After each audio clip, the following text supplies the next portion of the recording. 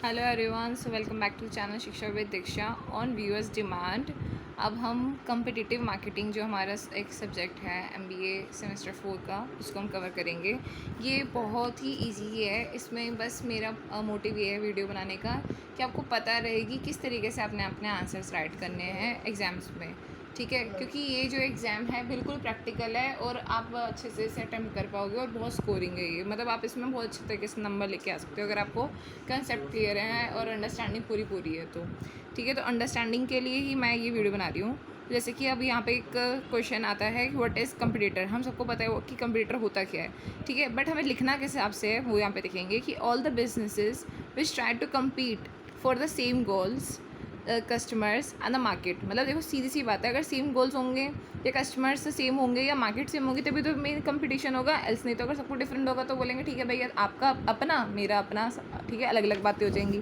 सो competitions होंगी buildup जब जो भी हमारा एक तरह से बोल सकते हैं स्केल है वो कॉमन होगा, ठीक है। तो कॉमन क्या क्या हो सकते हैं कि या तो गोल सेम हो सकते हैं या कस्टमर सेल हो सकते हैं या मार्केट सेम हो सकती है, ठीक है। So type of the field जहाँ पे हम कंपटीटर्स मान सकते हैं कि किस तरीके से होते हैं। सो ब्रांड कंपटीटर्स हो सकते हैं कि हो सकता है कि भैया एक ही चीज़ का, एक ही पर्टिकुलर प्रोडक्ट के बहुत सारे ब्रांड्स हैं, उसकी डिफरेंट डिफरेंट कहते हैं ब्रांड वैल्यूज़ हैं। सो वो उस टाइप के कंपटीटर्स हो सकते हैं, ठीक है। तो जैसे कि सेम टाइप ऑफ ब्रांड्स हो गए।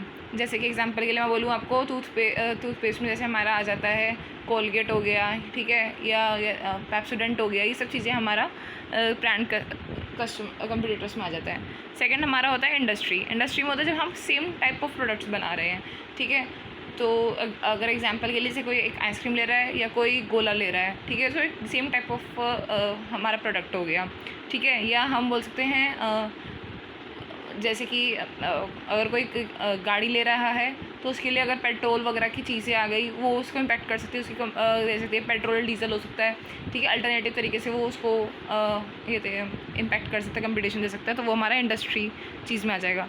फॉर्म में क्या हो जाएगा कि उसका वे ऑफ जो तरीका है वो डिफरेंट है। जैसे कि यहाँ पर इस वाले में आप वो वाला एग्जांपल ले सकते हैं आइसक्रीम एंड गोले वाला, कि जैसे कि गोला है और आइसक्रीम है, दोनों के फॉर्म डिफरेंट है, बट कस्टमर की सेटिस्फेक्शन जो है वो एक हो सकती है कि एक ही तरीके से जो भी मतलब उसको उस टाइम पर कुछ ठंडा खाने का मन कर रहा है, जो उसकी अर्ज है ठंडा खाना खाने की, वो उसको सेटिस्फाई कर रहा है। फोर्थ हमारा होता है जेनरिक। जब क्या होता है कि एक ऐसा हमारा कस्टमर्स के पास मनी शेयर होता है कि उसको ना अपनी एक तरह से इन्जॉयमेंट के लिए उसको यूज़ करना होता है। सो इन्जॉयमेंट के लिए या किसी एक पर्टिकुलर नीड के लिए वो उस शेयर को यूज़ करने के लिए जो कंपटीटर्स होते हैं वो इसमें आ जाते हैं, हमारे जेनरिक कंपटीटर्स में आते हैं। जैसे कि एग्जांपल के लिए बोलो कि किसी ने अपना वेकेशन के लिए फ़ंड रख रखा है। सो वेकेशन में वो जहाँ जहाँ जा सकता है, जैसे कि अगर वो कोई बोले कि भैया चलो जी आप गोवा की ट्रिप ले लो या आप इंटरनेशनल ट्रिप ले लो, तो जो गोवा और इंटरनेशनल ट्रिप हो गई ये यहाँ पर एक तरह से कंपटीटर्स हो गए कि कहते हैं कोई कह रहा है कि भैया आप डोमेस्टिक में ही ट्रिप ले लो, कोई कह रहा है बाहर ट्रिप ले लो। यहाँ पे कोई हम बोल सकते हैं सेम चीज़ नहीं है ना, कोई मतलब रिलेटेबल चीज़ें हैं, बट यहाँ पर एक तरीके से यूसेज करवानी है उस कस्टमर की उस फंड की, तो वो यहाँ पे मेन मोटिव रहता है, ठीक है। उसके बाद आता है type of the competition. Type of the competition यहाँ पर हो सकते हैं तीन तरीके के हो सकते हैं मेनली।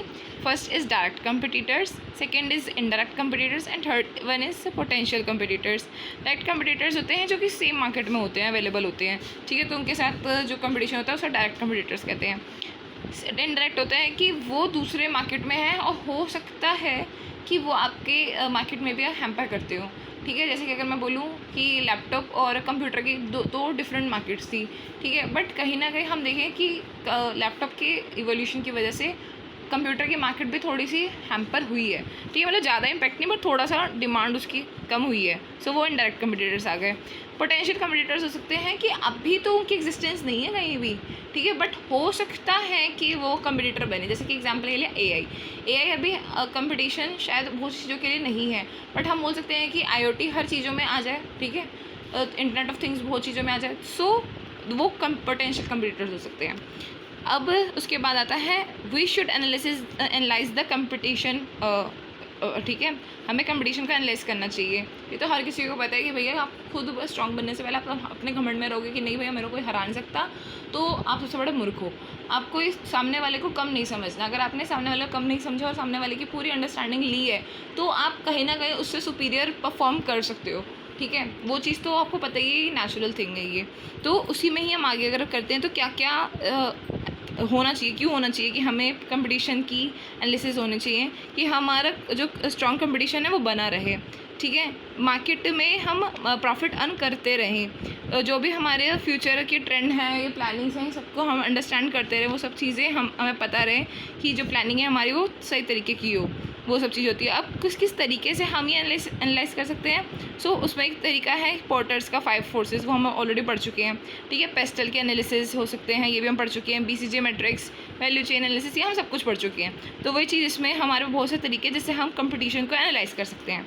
ठीक है, उसके बाद आता है कंपटीशन 2 तरीके से हो सकता है, price competition and non price competition. Price competition होता है जिसमें हम प्राइसेस को चेंजेस करके एक तरीके से कम्पीट करने की का ट्राई करते हैं। और नॉन प्राइस कंपटीशन होता है जिसमें हमारे प्राइस का कोई इन्वॉल्व भी नहीं होता।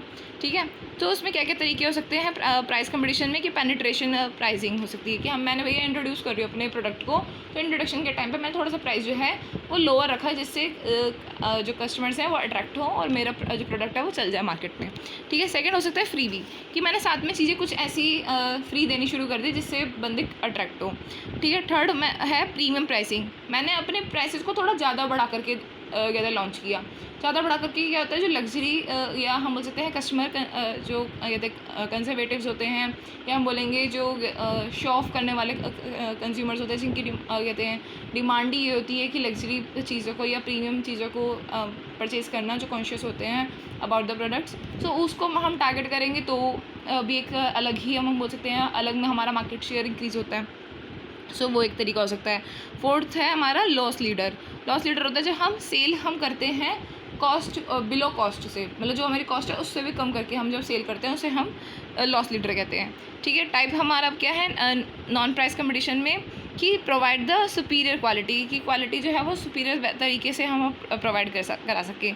ठीक है, कस्टमर की जो सर्विसेज हैं उसको हम एक्सीलेंट इंश्योर करा सकें। लॉयल्टी जो है प्रोग्राम्स की वो हम देख सकें। ठीक है, और मतलब कि जो भी कस्टमर्स हैं जो हमारे साथ जुड़े हैं ना वो जुड़े ही रहें, वो होता है हमारा क्रिएट लॉयल्टी प्रोग्राम्स। ठीक है, इम्प्लीमेंट द इनोवेशन, जो भी इनोवेशंस हम लाते हैं जिससे कस्टमर्स की जो डिमांड है, जो इवॉल्विंग डिमांड होती है कस्टमर की, वो कैटर होती रहे। उसके बाद फिफ्थ आ जाता है offer unique selling and the propositions, जो भी हम एक ही तरीके से यूनिक सेलिंग प्रपोजिशंस बिल्डअप कर लें कि मार्केट में कोई हमें रिप्लेस कर ही ना पाए, हम एक तरीके से इरिप्लेसेबल बन जाए और हर कोई चाहे कि एक यही है पर्सन जो कि अपना USP इतना स्ट्रॉन्ग कर रखा है कि जिसकी वजह से कस्टमर उसको अट्रैक्ट करते हैं। सो वो चीज़ हम होती है नॉन प्राइस कंपटीशन में आ जाती है। ठीक है, उसके बाद हमारा आता है porters 5 forces model. Portal 5 forces model में आप इसको मैं इसलिए बता रही हूँ कि आपको अगर आ सकता है कि एनालिसिस कैसे कर सकते हैं आप कंपटीशन को, सो आपको ये एक्सप्लेन करके आना होगा, तो आप वहाँ पे एक्सप्लेन कर सकते हैं। तो फर्स्ट इसमें है राइवलरी अमंग एग्जिस्टिंग कंपटीटर्स, कि भैया आपको पता रहे कि कंपटीटर्स जो है मार्केट में उनकी नॉलेज होनी चाहिए कि वो आपस में कैसे लड़ रहे हैं, ज़्यादा लड़ रहे हैं, एग्रेसिव हैं, या हम सेफ प्ले कर रहे हैं, कि ये आपको नॉलेज होनी चाहिए। सेकेंड आता है threat of the new entrants, कि अगर न्यू एंट्रेंट्स अगर आप बन के जा रहे हो तो क्या थ्रेट है, कि भैया आप अलाउड हो, अगर आप अलाउड हो तो किस तरीके से आपको क्या क्या चैलेंजेस बियर करने पड़ेंगे, ये सब चीज़ें आपको पता होनी चाहिए। थ्रेट ऑफ द सब्स्टिट्यूट्स, कि अगर जो आपका प्रोडक्ट है वो कितना जल्दी सब्स्टिट्यूट हो सकता है, कितनी उसके अंदर कहते हैं डिग्री ऑफ एबिलिटी है कि सब्स्टिट्यूट हो सकता है, वो चीज़ इसमें आ जाती है। फिर उसके बाद फोर्थ हमारा आता है bargaining power of the suppliers, कि सप्लायर्स कितना मैनिपुलेट करते हैं मार्केट को, जिस मार्केट में हम एंट्री करने वाले हैं वहाँ पर सप्लायर्स कितनी चलती है, मतलब अगर सप्लायर्स चाहें तो क्या वो प्राइस को चेंजेस कर सकते हैं, वो यहाँ पर आता है। ठीक है, and bargaining power of the buyers, की बायर्स की कितनी चलती है, बायर्स कितना इन्फ्लुएंस कर सकते हैं मार्केट को, तो वो सब चीज़ें इसमें आ जाती हैं। ठीक है, सो इसी के साथ हमारा चैप्टर 1 ख़त्म होता है। So thanks for watching, keep supporting, keep learning.